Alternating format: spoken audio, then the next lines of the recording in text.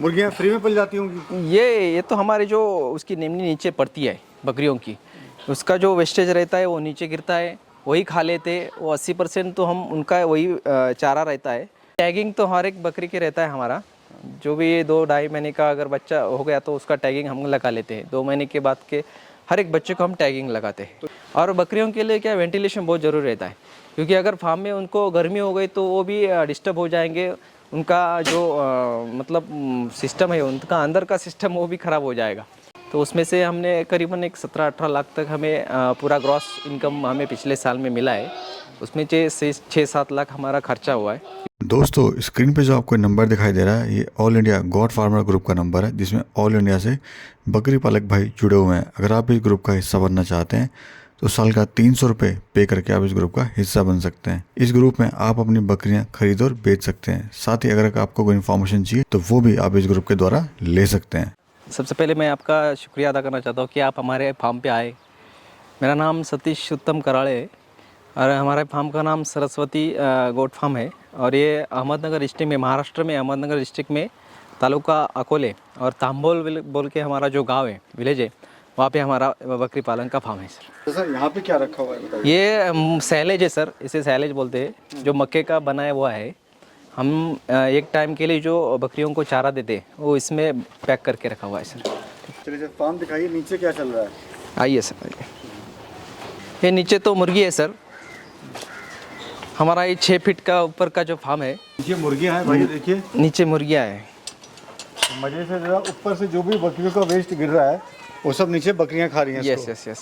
तो देखिए कितने मजे से यहाँ पर ये इसको चुनी। तो सर इससे तो इनकी जो बकरी, ये मुर्गियाँ फ्री में पल जाती होंगी? ये तो हमारे जो उसकी निमनी नीचे पड़ती है बकरियों की, उसका जो वेस्टेज रहता है वो नीचे गिरता है, वही खा लेते। वो 80% तो हम उनका वही चारा रहता है।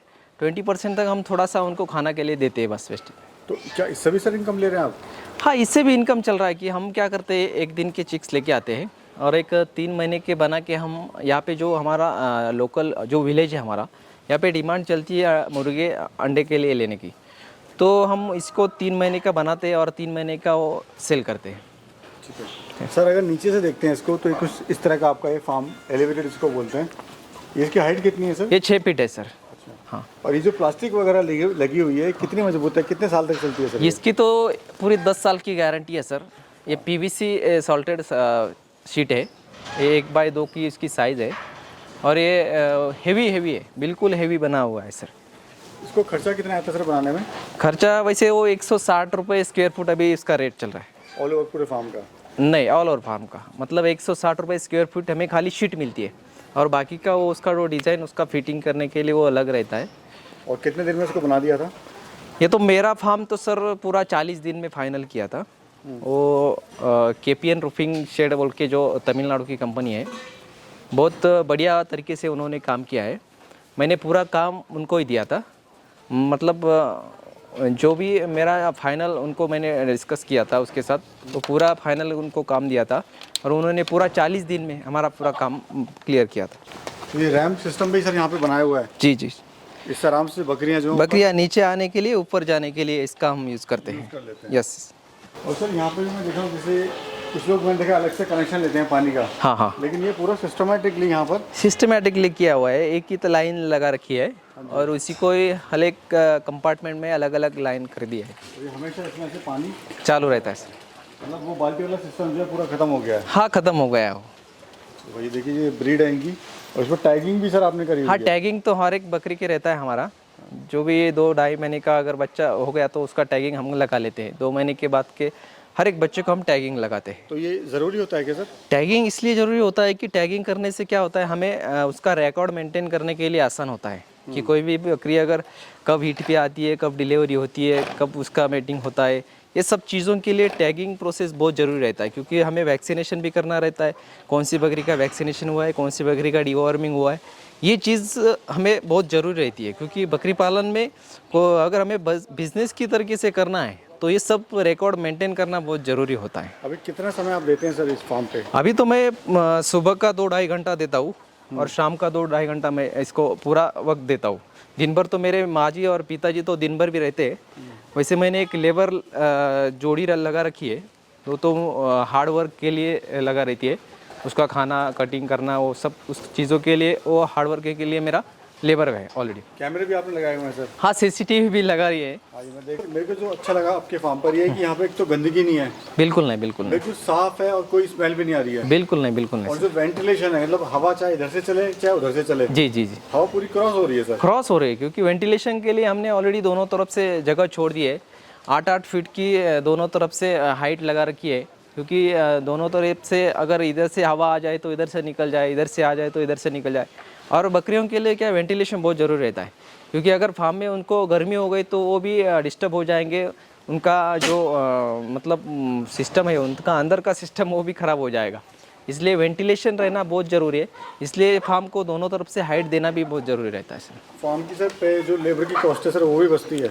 यही बचती है ना, ये जो हमने एलिवेटेड फार्म इसीलिए बनाया है सर, ताकि हमारी जो बकरी है वो इसमें आराम से रह सके। और दूसरी चीज़ ऐसी कि हमें लेबर कॉस्ट की जो ज़्यादा ज़रूरत नहीं पड़ती, क्योंकि मैं एनिमल की देखभाल और लेबर कॉस्ट ये दोनों के ऊपर मैंने दोनों बात समझकर मैंने ये फैसला लिया है कि मैं एलिवेटेड फार्म बनाऊँ। मैं सर देख भी रहा हूँ बकरियाँ बड़ी आराम से कंफर्टेबली बैठी हैं। बहुत कंफर्टेबल बैठती है सर, क्योंकि ये फार्म ऐसा उनको फील ही ऐसा होता है कि हम कोई महल में रह रहे हैं, ऐसा लग रहा है उनको।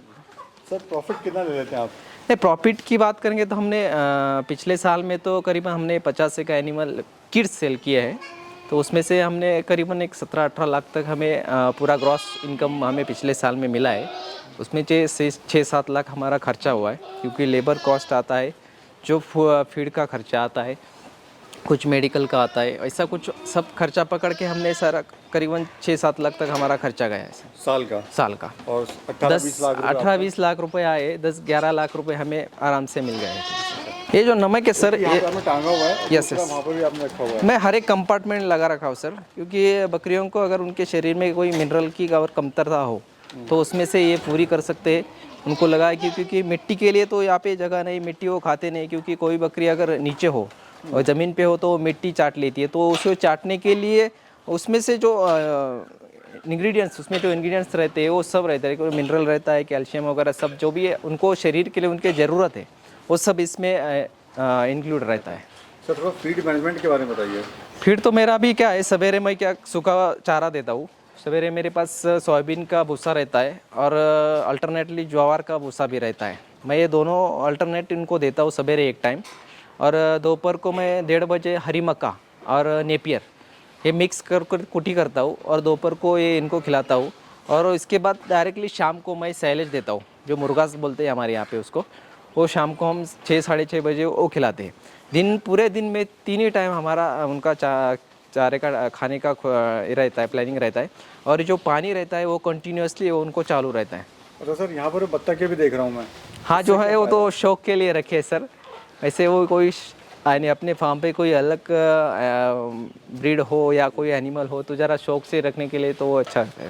अच्छा, पर प्राइस की बात करें बकरी की तो किस हिसाब से बिकते हैं, रेट के हिसाब से या फिर? नहीं, हम क्या करते हैं, हम किड्स सेल करते हैं, 25 kg तक के आगे सेल करते हैं। तो मेल जो रहते हैं उसमें से 1000 किलो से सेल करते हैं, और फीमेल जो रहती है वो 1500 रुपये किलो के हिसाब से सेल करते हैं। क्योंकि क्या रहता है, हम हमारे जो लोकल यहाँ पे जो लोग बकरी पालन कर रहे हैं उनके पास जो अभी देसी नस्ल की ब्रीड है, उनको देसी नस्ल के ब्रीड को अगर हम अपने बोर का ब्रीड क्रॉस किया तो उसमें से जो आपको वेट गेन मिलता है वो 6-7-8 किलो एक्स्ट्रा मिलता है।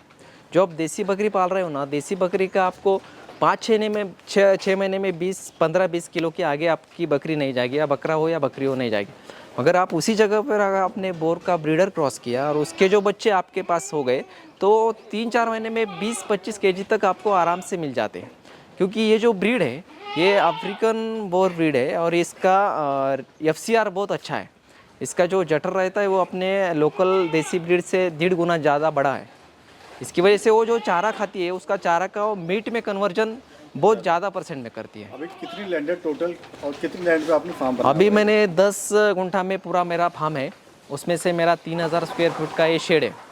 3000 स्क्वायर का मैं 75 बाय 40 फीट का मेरा शेड है, और 1000 स्क्वायर फीट का मेरा स्टोरेज गोडाउन है। उसमें मैंने भूसा वगैरह जो खाने का जो फीडिंग का उसमें रखा है, और बाकी का जो मैंने ओपन एरिया रखा है जो ताकि मैं सुबह शाम उनको नीचे छोड़ दूँ, ज़रा हवा खिल जाए, वो मिट्टी में भी उनको घुलने के लिए अच्छा लगे, इसीलिए मैंने वो ओपन स्पेस रखा है। सर आप सक्सेसफुली इसको कर रहे अच्छा। हैं, लेकिन जो हमारे किसान भाई हैं हाँ। वो सक्सेसफुली नहीं कर पाते हैं, साल 2 साल में फार्म बंद कर देते हैं। नहीं, उसका तो भी क्या आप ऐसा कर रहे हैं कि आप सक्सेस हैं और क्या वो ऐसा नहीं कर रहे हैं जो वो फेल हो गए? पहली तो बात, आप अगर बकरी पालन कर रहे हो तो आप एडवांस तरीके से करो। बकरी पालन करना है तो आप देसी बकरी पालन करते रहोगे, देसी नस्ल की बकरी आप पालते रहोगे, तो आपको जितना मुनाफा नहीं मिलेगा जितना कि ये बोर ब्रीडर से मिलेगा। क्योंकि बोर ही ऐसी नस्ल है ये वर्ल्ड में वेट गेनिंग के लिए नंबर 1 पर है पूरे वर्ल्ड में। इसका एंड रिजल्ट मीट ही है, क्योंकि इसका जो मीट है वो साउथ अफ्रीका में मीट पर्पज़ के लिए यूज़ किया जाता है। मगर हमारे इंडिया में कुछ ब्रीडर आए, इंपोर्ट किए गए 2017 में 2017 में, जो निमकर ने 1992 में निमकर में एम्ब्रियो लाए, जो ब्रीड की डेवलपमेंट की बोर जात की, उसमें से हमें बहुत बेनिफिट मिला है। क्योंकि ये नस्ल ऐसी है, ये हमें कम समय में ज़्यादा वेट गेन देती है। क्योंकि हमें क्या चाहिए, हमें वेट ही चाहिए। कोई भी एक किड्स या बच्चा आप हमारे पास हो तो बच्चों का किड्स का वेट बढ़ना चाहिए। अगर वेट ज़्यादा आया तो मटन का भी रेट भी आपको ज़्यादा ही मिलेगा, क्योंकि जितना ज़्यादा वेट वाला बच्चा उतना ज़्यादा रेट। ये तो तय है, आपको भी मालूम है। ज़्यादा बच्चा वेट वाला अगर बच्चा आपके पास हो तो उसका मटन ज़्यादा गिरने वाला है। तो आपको यही देखना है कि हमें कम समय में ज़्यादा वेट गेन का बच्चा कौन सा मिले। तो आप देसी बकरी अगर पालोगे तो आपको इतना वेट गेन मिलेगा नहीं। और देसी बकरियों का ऐसा है कि उनको एक ही जगह पे आप नहीं रख सकते, उनको घूमने के लिए लेके जाना पड़ता है। और दूसरी बात, घूमने के लिए अभी किसी के पास जगह बची नहीं है। अभी गोट फार्मिंग करना है तो एक तो हमें स्टॉल फीडिंग पे करना है, क्योंकि उसे ये बंदिस्त बकरी पालन कहते हैं, उसको वही इसी तरीके से करने पड़ता है। और ये जो बोर की ब्रीड है वो स्टॉल फीडिंग के लिए 100% सक्सेसफुल है। ठीक है सर, कैसे कोई शुरुआत करें थोड़ा शॉर्ट में बताइए, खासकर जो गरीब फार्मर है। मैं तो कहता हूँ कि आप अगर आपके पास देसी बकरी हो तो आप खाली उसका एक ब्रीडर लीजिए और ये ब्रीडर से आप क्रॉस करवाए, उसके जो बच्चे आपके पास तैयार हो जाएंगे, वो जो मेल हो जाएंगे वो आप कटिंग मार्केट के लिए रखो, फीमेल हो जाएंगी आपके पास जनरेशन, तो आप थोड़ा डेवलपमेंट बढ़ जाएगा। क्योंकि आप देसी बकरी को अगर कोई भी बोर का ब्रीड क्रॉस करवाए तो इससे 50% बोर तैयार हो जाता है। 50% बोर को अगर आप दूसरे नस्ल का कोई फुल बर्ड लाइन का अगर बच्चा क्रॉस करेंगे तो उससे 75% जाता है। मतलब ऐसे परसेंटेज हर एक बार हर लैक्टेशन में आपके पास बढ़ जाएंगे, तो आपकी ब्रीड डेवलप हो जाएंगी। और तो जब ब्रीड डेवलप हो जाएंगी आपको उसका मीट ज़्यादा ही मिलेगा उसका, क्योंकि वो इतना हेल्दी बनती है, मीट में उतना उसका बॉडी स्ट्रक्चर वो बढ़ ही जाता है। ये बेनिफिट रहता है। मतलब मैं कहता हूँ कि आप 10 बकरी से आप 10 आपके पास ब्रीड है, लोकल ब्रीड है, तो एक ब्रीडर ले लो और उससे क्रॉस कराओ। उसका आपका बेनिफिट जो आप देसी बकरी पाल रहे हो उससे भी आपका बेनिफिट कम से कम 30 to 35% एक्स्ट्रा मिल जाएगा।